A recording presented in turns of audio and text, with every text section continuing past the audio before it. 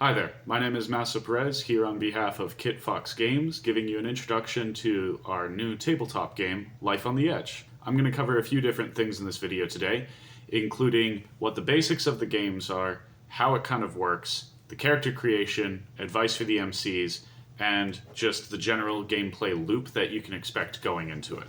Hopefully this video will be a very helpful little guide for you and will help you get through it, and that it will just work well for anybody who prefers to hear things rather than just read them and hear them kind of articulated and go through that. The base concept for the game is that Boyfriend Dungeon Life on the Edge is a game where you play as weapon people. These are people that can transform into melee weapons and use these forms to help them fight off their inner demons in psychic dungeons, or the Dunge, as it's called usually in Verona Beach. You will need a Master of Ceremonies. That's somebody who's going to facilitate the game and kind of run the interactions between your player characters and the world, and each player will take up a player character, which is a fully customizable character, an OC, that you yourself will get to kind of pilot around and enjoy in the game. It's a game that's a lot more focused on improv, but it does have a good chunk of mechanics, a little bit more than is typical for a game in its general system. In terms of the setting, the game is very easy to run in any kind of setting because ultimately all of the main mechanical elements of the game are magic, and melee weapons have always existed basically everywhere.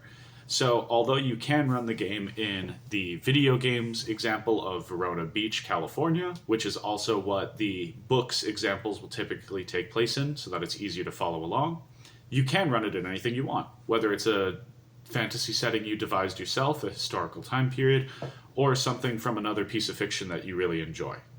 Character creation is handled kind of in stages generally, but throughout all the stages, we want to think about both who the character is as a wielder, or a person, the personal element to the character, and a weapon, which is more the mechanical element to the character and how you interact with the dungeon. We have a system in the game called the character narrative prompts, which are a series of questions that you can answer yourself, or you can roll dice and get a randomized answer, which you can either go, oh, that's exactly what I want, or, oh, I didn't think of that, really liked it, or, I don't like that option at all. I'm going to write my own. Sometimes the dice can be helpful just to narrow down your options when you feel like you have choice paralysis, and that's what the narrative prompts is set up to do. It doesn't really decide things for you so much as it helps you kind of wrap your head around what to decide next. After that, you have to assign your stats. There are 4 stats in the game: Heft, Keen, Sting, and Core. These stats are kind of like everything from strength to skill, as well as your mentality and your charisma.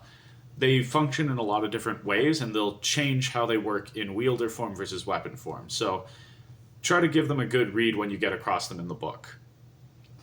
You can have your stats organized however you like, as long as they come to a maximum of +2 when you add them all together. The idea being is that although you should still have a general advantage in the game, we don't want it to be too strong at the beginning so that as you level up, you can upgrade more. Once your stats and character narratives are squared away, you're going to open up creating your weapon form. This is going to involve your ambit, which is how long the weapon form is, your edges, which are like how the weapon is constructed and how it interacts most of the time, your flaws, which are your characters' and weapons' weaknesses. Finally, you decide on your weapon moves. There are about 65 weapon moves across all of the different 5 weapon types, and that means that you can easily make 2 characters or more that are in the same weapon type, and they won't have too much overlap, hopefully creating a lot of replayability. You're only going to start with 2 of them, and you're only going to get 5 total. So every character should feel very different from one another and enjoy quite a bit of differences as a result. One last thing that you should know is that it'll come up in narrative prompts, but your character's struggle is really important. It's the core of who they are in the game and where their conflicts come from. A struggle is kind of like a mental hang-up or issue that your character is dealing with, and those often get expressed in the dungeon. As you play through the game and your MC starts creating their own dungeons, those dungeons are going to become more and more catered towards you, and so you need to make sure that that struggle is both something you want to play through and also something that resonates with you, so that it still has a fun time. The gameplay loop is broken up into this. It's pretty basic. You have free play, traversal, and dueling. Free play is everything you do outside of the dungeon, and is usually more for rest and recuperation, character interactions, and just having a ball that way. Whereas traversal is actually moving through the labyrinthine dungeons themselves. If you can map a dungeon, it's not a dungeon in this game. Instead, it needs to be this kind of free-flowing, weird reality space where every dice roll can decide whether or not you go somewhere useful or you don't, rather than the MC just having a map you're navigating. Dueling is what happens when you reach a boss. A boss is strong enough to take on your entire group all by itself, and so we call it a duel. That's where the combat starts to get pretty complex, and you start to have more moves broken up between who's being a weapon and who's being a wielder. So make sure that when you get to that stage, you know what you're doing, and that you are ready to do it. Work with your partner and try to choose your moves carefully. Throughout the dungeon, you can encounter things that will cause fear. Fear is another form of damage alongside harm. While harm is just like taking hits to the body and getting hurt, fear is what happens mentally. And as it increases, it'll increase a stat called break. Your break stat, if it gets too high, will actually make you temporarily lose your character. So be careful to keep that from getting too high. When you defeat the final boss of a dungeon, the dungeon will kind of dissipate and disappear. And that will end up allowing you to leave more easily, recuperate, and move on to the next dungeon afterwards. Dungeons usually threaten people, so it's really important to get rid of them. In the game, when you choose a move, whether it's a weapon type move or a broader move that you can use just for any of the game modes, you are going to roll 2 6-sided dice. Those are board game-like dice, and you add those 2 together and then add your stat on top of that, and you get the final result. There's 3 levels of result. You have a hit, a partial hit, and a miss. If you have a partial hit or a miss, the MC is going to react. So as long as you keep rolling out those full hits, you should be golden. You can blast right through the dungeon. In order to maximize the chance of getting one of those full hits, you can get advantage, or the MC will sometimes give you disadvantage, depending on the situation.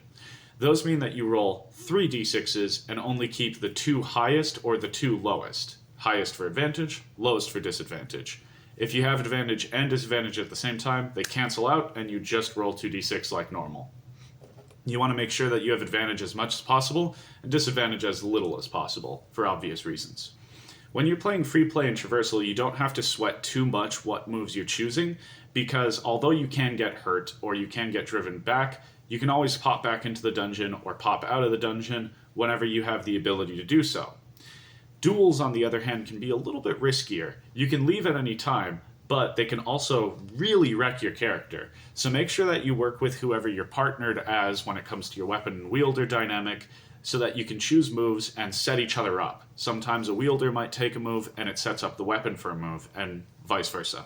If you're thinking of MCing, being the master of ceremonies, then try to think of the story as being about the characters instead of the characters coming into your story. We want these characters to really go through a lot. We want them to visualize a lot, bond a lot, and deal with a lot of different things. And for that, we want to make sure that we have a solid game with a story that is focused on them. When you start building your own dungeons, you'll be surprised at how easy it can be to do once you know what concepts you're working with. But I want you to make sure that you understand each and every part of the dungeon before you do it. Read through the book, make sure that you've got a good handle on how the dungeons are constructed, look at the example dungeons, and then go from there. You can also run an example dungeon as an introduction.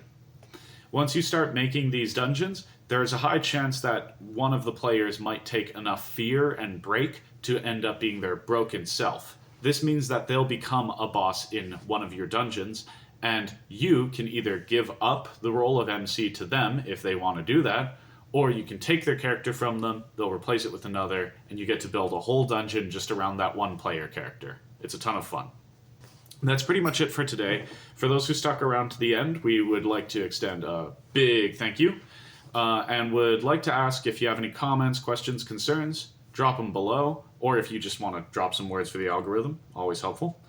You can also hit like, and if you hit the subscribe button, then you'll get more information about KitFox's other projects, as well as future updates on this project if we ever need to release them.